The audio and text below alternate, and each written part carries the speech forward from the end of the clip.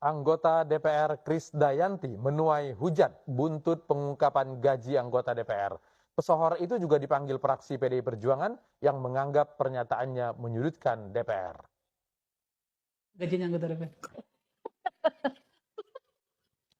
Kita banyak potong. Berapa sekarang? Setiap tanggal 1, 16 juta ya. Tanggal 5, 59 juta kalau nggak salah. Oke. Ya. Ya udah, Jadi begitu aja. 16 juta itu gaji pokok, Ya. 59 juta itu adalah tunjangan-tunjangan, Ya. komunikasi segala macam. Iya, iya. Terus yang lainnya? Ya. Yang lengkap dong. Dana aspirasi mungkin. Dan aspirasi ya? Dana aspirasi itu memang wajib untuk kita, namanya juga uang negara. Jadi Iya, memang berapa dana aspirasi kita itu setiap proses kita 450 juta. Itu berapa kali dalam setahun? 5 kali dalam setahun. Kita juga harus menyerap aspirasi, artinya di setiap 20 titik setiap kehadiran kita. Iya, aturannya gitu ya. Aturan itu, dan mohon maaf ya para senior saya nih kalau saya salah, tapi artinya saya upayakan semaksimal mungkin. Saya akan tergetar hati saya kalau saya nggak menyampaikan tugas-tugas saya untuk nilai-nilai kemasyarakatan. Dana aspirasi tadi 450 juta 5 kali dalam 1 tahun. Yang dana yang berikutnya apa lagi tadi? Kunjungan dapil. Kundapil berapa sekarang? Tertarik ya mau masuk kelas? Gede. Piro saiki? Saiki kita 140 juta. 150 juta. Berapa kali dalam setahun? 8 kali setahun. Gitu. Kesaksian anggota DPR RI fraksi PDI Perjuangan Krisdayanti yang membuka tabir gaji dan penghasilan wakil rakyat menyita perhatian berbagai kalangan. Wakil Ketua DPR Sufmi Dasko Ahmad pun angkat suara atas pro kontra terungkapnya gaji anggota dewan.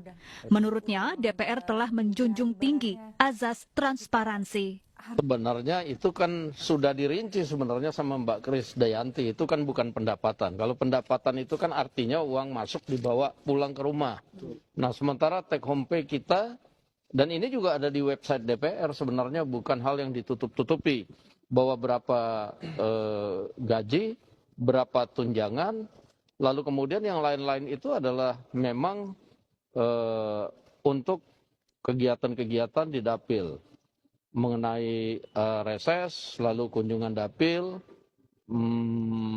malah kadang-kadang seperti COVID sekarang ini, kebanyakan anggota DPR ya harus menutupi dari sumber lain. Artinya teman-teman di DPR yang lain juga senang kalau Kini, usai memantik polemik, fraksi PDI Perjuangan memanggil Krisdayanti atas pernyataannya yang belak-belakan mengungkap gaji wakil rakyat.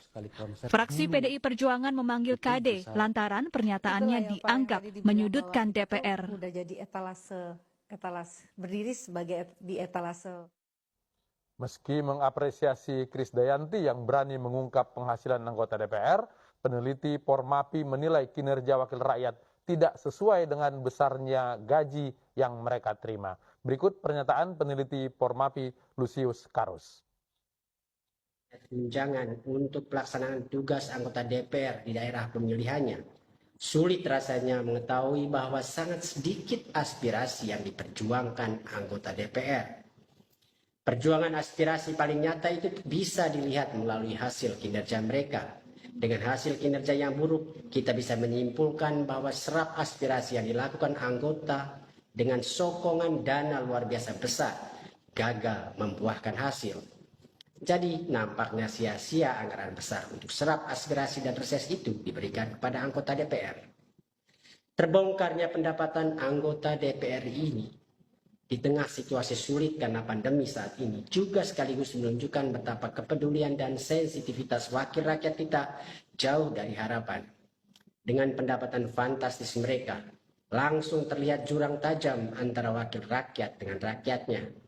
Bahkan jurang ini masih belum dirasa cukup untuk menunjukkan ketimpangan sosial, karena dalam banyak hal anggota DPR masih kerap menginginkan ketersediaan fasilitas khusus yang disediakan di luar anggaran untuk pendapatan pribadi ini. Tak hanya minimnya sensitivitas kinerja buruk DPR dalam pelaksanaan fungsi pokok mereka, juga tak mencerminkan kemakmuran hidup mereka. Dengan gaji dan tunjangan fantastis yang diterima anggota, mestinya tak ada alasan bagi DPR untuk tak produktif di tengah pandemi saat ini, dan apalagi di tengah situasi normal. Sayangnya, anggaran fantastis nampaknya justru memanjakan anggota DPR, sehingga mereka justru tenggelam dalam keasikan gaya hidup borju.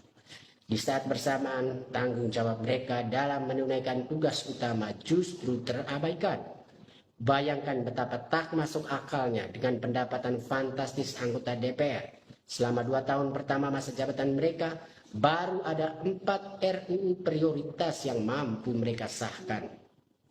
Di bidang anggaran, tak kedengaran sumbangsih DPR untuk memastikan prioritas anggaran bagi rakyat diutamakan ketimbang mega proyek yang akan melipat gandakan laba buat investor semata.